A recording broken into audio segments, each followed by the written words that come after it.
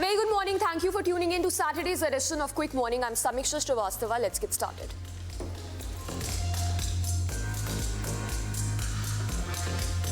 Uttarakhand Chief Minister Pushkar Singh Dhami received the final draft of rules for implementing the Uniform Civil Code in the state. The 9-member committee chaired by former Chief Secretary presented the draft, which aims to ensure equal treatment across all sections of society and empower women in the state. Dhami expressed that UCC is not intended to target any specific group but to promote equality and security for all citizens. The draft, which outlines procedures for marriage, divorce, and more, will be reviewed by the state cabinet before being officially implemented in the state. If approved, Uttarakhand would become the first state in the country to adopt the Uniform Civil Code. The Mumbai police have arrested 5 more individuals in connection with the murder of former Maharashtra Minister Baba Siddique, bringing the total number of arrests to 9 now. The crime branch conducted raids in Panvel and Raigad of Maharashtra, apprehending those believed to be part of conspiracy linked to Siddique's murder, which is allegedly connected to the Lawrence Bishnoi gang and the SRA project as well. The arrested suspects include individuals from various states, with previous arrests comprising of 2 alleged shooters and accomplices. Police officials have indicated that further investigation has been ongoing to uncover more details regarding the motive and execution of the crime. The Aam Aadmi Party expressed jubilation following a Delhi court's decision to grant bail to senior leader Satyendar Jain in a money laundering case. The court's ruling was based on Jain's prolonged incarceration and delays in his trial. AAP leaders claimed his decision signifies a victory for truth and a setback for what they described as a BJP conspiracy against them. Satyendar Jain's bail term comes more than 2 years in custody, and after more than 2 years in custody, and the party once again reiterating its commitment to public health initiatives in the national capital. Congress workers have called for resignation of Union Minister Prahlad Joshi amid allegations involving the family in a bribery case related to Lok Sabha election tickets. The FIR alleges that Joshi's family solicited 2 crore in exchange for a political ticket, raising questions about the BJP's internal integrity. Karnataka Home Minister G. Parmeshwara provided updates on the investigation, noting that some accused individuals are currently evading arrest in connection with the case.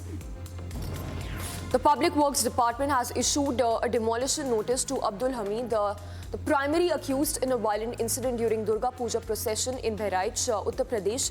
Hamid, along with 4 others, is in judicial custody following the violence that resulted in death of 22-year-old.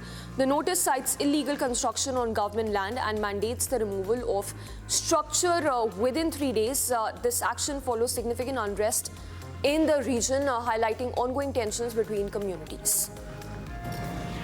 Multiple domestic airlines have received hoax bomb threats for 4th consecutive day, prompting authorities to block around 10 social media accounts linked to these threats. It was on Thursday that several Air India Express flights, along with Vistara and Indigo flights, reportedly received security threats, which were managed according to standard safety protocols. Civil Aviation Minister indicated that the government has been working and considering regulatory amendments for stricter action against such threats. One notable incident involved an Air India flight from Mumbai to London, which was escorted by Royal Air Force Typhoon jet due to a security alert but landed safely. The Bharatiya Janata Party has criticized the Aam Aadmi Party-led Delhi government for severe pollution of the Yamuna river, particularly highlighting the alarming presence of toxic foam. The foam, which has been seen in extensive videos circulating on social media, raises significant public health concerns, especially with the festive season approaching. Experts even warn that the foam poses health hazards to nearby residents. BJP National Secretary Tarun Chugh stated that the AAP's negligence and failure is the reason for having failed to manage industrial waste that has resulted in unchecked pollution. Contrary to previous commitments made by former Delhi Chief Minister Arvind Kejriwal, the BJP has even argued that this ongoing pollution demonstrates a lack of commitment from the Aam Aadmi Party to protect water resources and public health. इस सरकार को चिंता है पौने 10 साल बाद दिल्ली के गड्ढे भरने की। इस सरकार को चिंता है कि किस तरीके से भ्रष्टाचार के माध्यम से 10 करोड़ रुपए का जो विधायक निधि का पैसा इन विधायकों को मिलता है, जो कॉन्ट्रैक्टरों के माध्यम से इन विधायकों के पास आता है, क्योंकि दिल्ली में चुनाव आ रहे हैं, उसको 15 करोड़ रुपए करना चाहती है ताकि विधायक भ्रष्टाचारी से और ज़्यादा पैसा कमाए, जबकि ऑलरेडी एक जांच चल रही है। एयर पोल्यूशन के बारे में सरकार नहीं सोचती, भ्रष्टाचारियों पर रोक लगाने के बारे में सरकार नहीं सोचती। लगातार पिछले 10 सालों से जिस तरीके से दिल्ली के अंदर भ्रष्टाचार बढ़ा है आम आदमी पार्टी में, उसी तरीके से दिल्ली में एयर पोल्यूशन बढ़ता जा रहा है और ये सरकार उसके बारे में कोई भी कदम नहीं उठाती। Union Home Minister Amit Shah held a late-night meeting with leaders of the Mahayuti coalition in the national capital to discuss ongoing seat-sharing negotiations for the upcoming elections in Maharashtra slated for next month. This comes at a time of political tension as Uddhav Thackeray-led leader of the Shiv Sena warned against letting disagreements among coalition partners escalate. Thackeray even emphasized the importance of unity and stated that a resolution on seat sharing is expected soon, urging cooperation among the allies to strengthen the position in the elections. Tamil Nadu Chief Minister M.K. Stalin has now written to Prime Minister Modi expressing concerns over prevalence of what he said Hindi-centric events in non-Hindi speaking states, urging the central government to consider honouring local languages with equal recognition and warmth. This letter reflects ongoing discussion about regional languages and the cultural significance of promoting linguistic diversity within the country. The Enforcement Directorate has intensified its investigation into Mysuru Urban Development Authority case, conducting raids at its office in Mysuru and other locations in the state. The focus is on alleged irregularities involving Chief Minister Siddaramaiah and his family, although no properties belonging to Chief Minister were targeted. The situation has escalated political tensions in the Congress-led state as allegations of corruption emerge.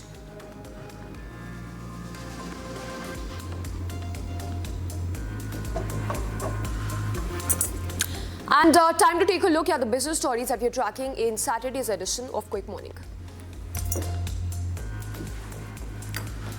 India is expected to receive investments worth $87 billion over the next decade to meet the nation's growing demand for petrochemicals. In fact, this announcement was made by Oil Minister Hardeep Singh Puri at the India Chem 2024 event that was held in Mumbai. Puri highlighted that as more citizens move into the middle class, the demand for a variety of products derived from petrochemicals has been on the rise significantly. Currently, India's per capita consumption of petrochemicals is much lower than that of developed nations, presenting an opportunity for increased investment in this sector. India consumes between 25 to 30 million metric tons of petrochemical products each year. The chemical and petrochemical sector, valued at $220 billion, is projected to grow by $300 billion by next year. JM Financial Limited has announced that the Reserve Bank of India has lifted the restrictions on its subsidiary JM Financial Products Limited regarding financing against shares and debentures. This information was confirmed in an exchange filing by the company. With this new development, JM Financial is now allowed to provide financing against shares and debentures effective immediately in compliance with all applicable law and regulations. In fact, the company has emphasized its commitment to maintaining high standards of compliance and even sustaining the remediations it has implemented so far. The restrictions have been imposed in March. Were imposed in March, preventing JM Financial Products from granting loans linked to shares and debentures, including those tied to initial public offerings. The revenue generated by the telecom sector may surpass 5 lakh crore rupees in the next 2 years, according to senior official from the Department of Telecom. Manish Sinha, a member of Digital Communication Commission, stated that the growth trend has been fueled by government measures aimed at easing the business environment over the last 2 to 3 years, highlighting that the telecom sector has seen significant revenue generation as a result. In fact, this sector is expected to achieve 4 lakh crore rupees in gross revenue this year, following a reported gross revenue of 3.36 lakh crore rupees for the financial year 2024, as noted by the regulator TRAI. The National Security Depository Limited has announced that the value of securities held in dematerialized form has now reached 500 lakh crore rupees, which is about $6 trillion as of September this year. In fact, this milestone was achieved just 4 years after reaching 200 lakh crore rupees in November of 2020, and it took 18 years to reach 100 lakh crore rupees in June 2014. The interim managing director of NSDL expressed gratitude to investors, market participants, regulators and other stakeholders on this historic decision. The NSDL note is a market infrastructure institution that is registered with the SEBI that provides various products and services to India's financial and securities market. Hindustan Zinc Limited has reported a consolidated net profit of more than 2,300 crore rupees for the quarter ending September 30th this year, reflecting an increase of over 34% compared to 1,700 crore rupees during the same quarter this year. The company's consolidated income for the month of July to September period rose to as much as 8,500 crore rupees, up from 7,014 crore in the corresponding quarter of the previous financial year. The revenue from operations during the quarter was 8,252 crore rupees, marking a 22% year-on-year increase. The growth was attributed to improved metal and silver volumes as well as higher prices for zinc and silver, which were partially offset by lower lead prices. The company's chief executive officer has noted that Hindustan Zinc has achieved historic highs in its second quarter mines and refined metal production.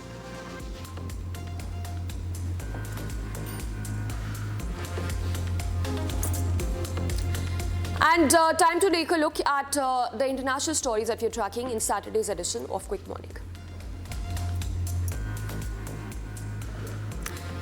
As the November 5th election approaches, Donald Trump has been focusing on Michigan, holding an afternoon event in Oakland County, followed by a rally in Detroit. Upon arrival, he dismissed questions about campaign fatigue and commented on Israel's recent attack on Hamas leader Yahya Sinwar. While also criticizing special prosecutor, Trump also made an unannounced stop at a campaign office in Michigan before he was slated to hold a rally in Detroit. It is to be noted that Michigan today is going to be hotbed of political exchanges, as both Vice President Kamala Harris and former President Donald Trump are in the battleground state on the same day.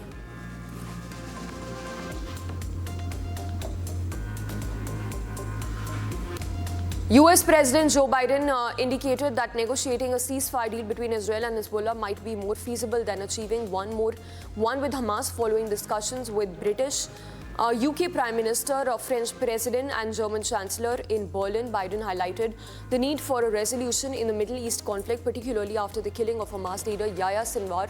He noted that while a ceasefire in Lebanon appears possible, securing one in Gaza would be more challenging going ahead. Biden also refrained from disclosing whether Israeli Prime Minister Benjamin Netanyahu assured him of willingness to initiate negotiations regarding hostages and ceasefire agreements. Biden also somewhat acknowledged having an understanding of Israel's response to Iran's recent missile attacks, but did not provide further details on a potential Israeli retaliation.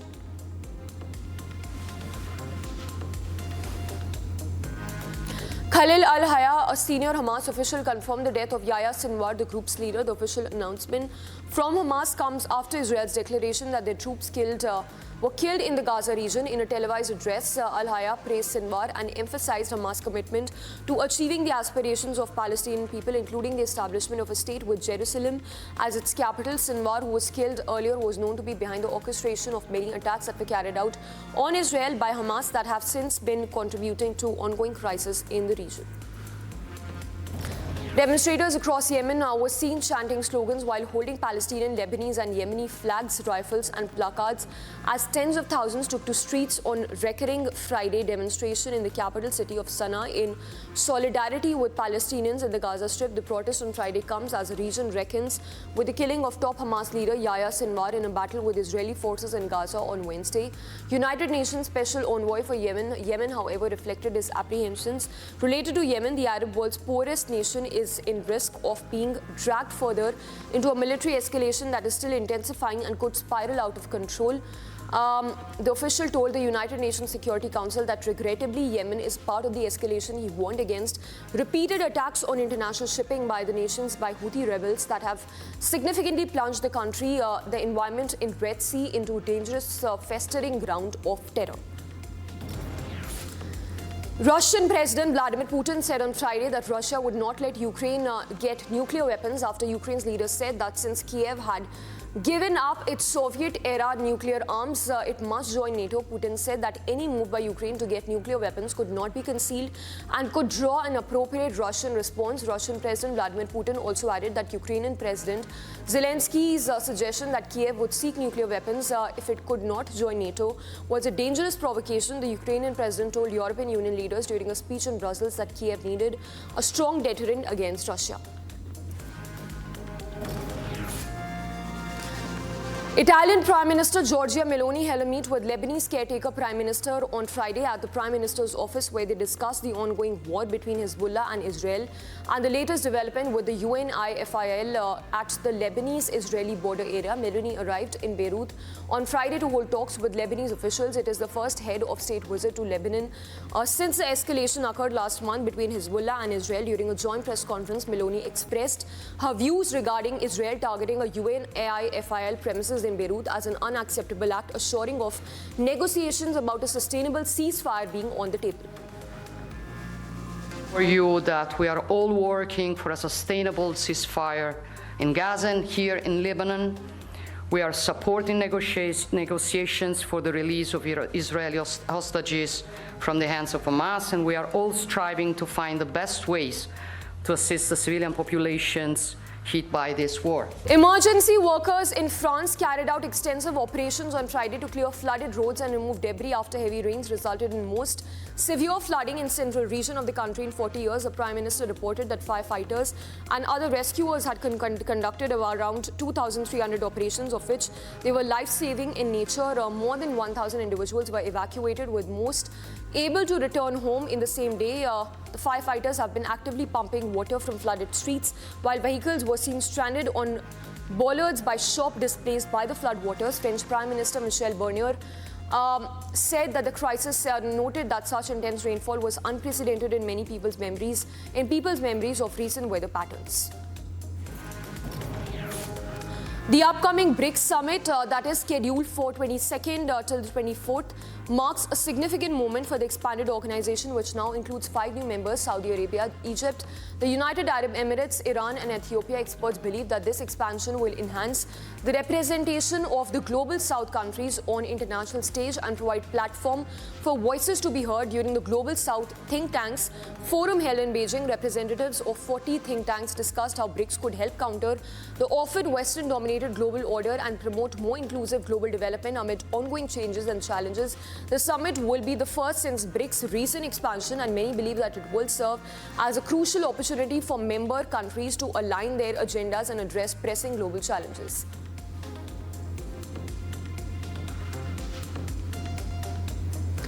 Moldova is at a critical juncture now. The Balkan nation is in the midst of its concluding political rallies that took place on Thursday and Friday as the country gears up for presidential elections and a referendum. The referendum is crucial for the nation on enshrining in Moldova's constitution its path to European Union membership. A landlocked country that includes the pro-Kremlin breakaway region, Moldova is situated between Ukraine and Romania amid the ongoing conflict that stems from the Russian war. This nation frequently experiences tensions between pro-Western and pro-Moscow groups, while Moldova has been one of Eastern Europe's marked nation to have the highest GDP growth rate in Europe. It is still one of the poorest countries there. Moldovans are currently battling high energy price and inflation with sub-minimum wages. The incumbent president running for re-election is determined to see Moldova join the EU. Representing the Party of Action and Solidarity, which is running for another 4-year term against a record-setting with other candidates. Her main rivals include Alexander Stontiaglo, a former prosecutor supported by pro-Russian Party of Socialists who has 10.1% backing, and Renato Ustel, the ex-mayor of Balti, with 7.5% vote support. This is crucial. It's a historic momentum. And it's not only about the ability of the citizens to mobilize and take a very clear stance about our future, and because the choice is clear: either Moldova adheres and continues to advance towards the West, towards accession to the European Union, or is being dragged and by Russia proxies into back in the hands of Russia influence.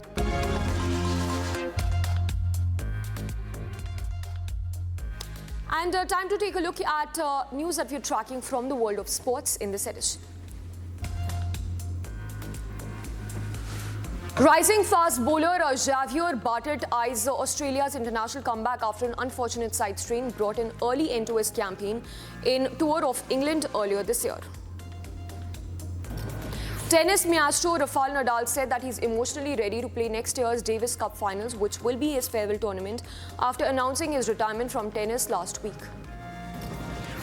Pakistan captain Shah Masood lauded the spin duo of Numan Ali and Sajid Khan, who shared 20 wickets between them in the second test to defeat England by 152 runs in Multan. After an injury-hampered straight start to the summer, Scott Boland is ready to return to the Sheffield Shield and stake his claim for a spot in Australia's Test side, with hopes of donning the baggy green once again in the upcoming Border Gavaskar Trophy series against India. World number 1 tennis player postponed her retirement plans as the American announced that she will be back on tour next year. At the start of the year, Collins had said that 2024 would be a final season on tour, but has now decided to return to tour in 2025. Indian Grandmaster Arjun Erigasi secured the VRWR Chess Masters title after defeating Maxime Vachier-Lagrave of France in Armageddon game following 2 draws in classical chess during the final match. Ronaldo scored a dramatic 97th minute penalty to secure 2-1 victory for his team in Roshan Saudi League on Friday. The match saw intense moments, including a missed penalty at Al-Shabaab's Hamid Allah in a 103rd minute. Ronaldo's late goal proved crucial, leading to his team's victory in a thrilling encounter. Al Sadd has temporarily moved up to the 3rd place in the Qatari League after a 4-2 victory against Al Shania. Mustafa Terek and Cristo Gonzalez scored the first 3 goals, putting Al Sadd ahead by 3-0. Marking the score, an own goal by Pele Van of Al Shahania then increased by Al Sadd's lead to 4-1. In other sports stories that we are tracking in this edition, number 7 seed Taylor Gregskur advanced to the semi-finals of the Stockholm Open by defeating 2nd seed Casper Ruud from Norway with a score of 7-5, 7-6 at the Koglinga Television on Friday evening. He will now face the winner of the match between Swiss player Dominik Streicher and Bulgarian number 3 seed. Defending champion Wang Hongyang was eliminated by Japan's Kenta Nishimoto in the quarterfinals of Denmark Open on Friday after losing the opening game. Wang fought back but ultimately lost a decisive game.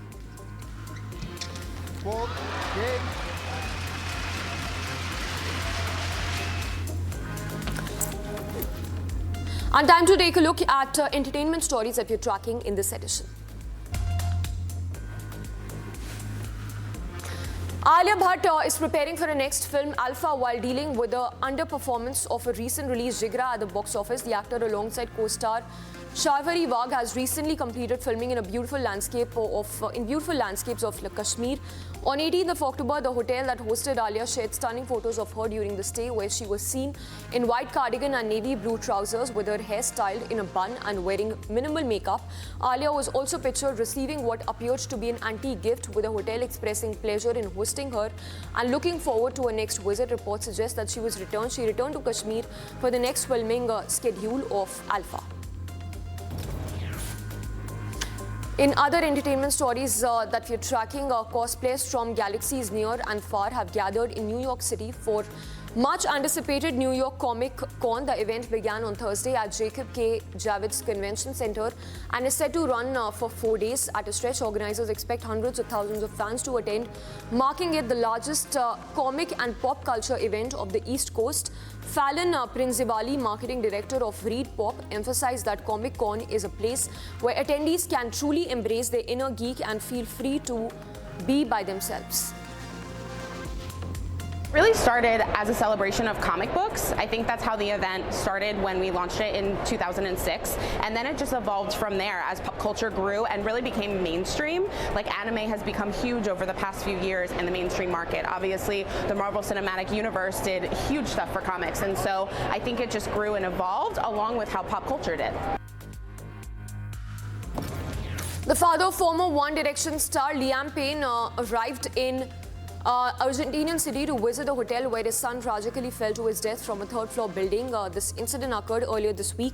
Geoff landed in the city's international airport early Friday morning and was photographed in a blue shirt while accompanied by British consular officers. He was seen heading to Casa Sur Hotel, where he was escorted by police officers as a group of fans attempted to shield the view from the hotel's interior. The authorities reported that Geoff was on his way to local prosecutor's office, which is investigating the incident as a matter of protocol.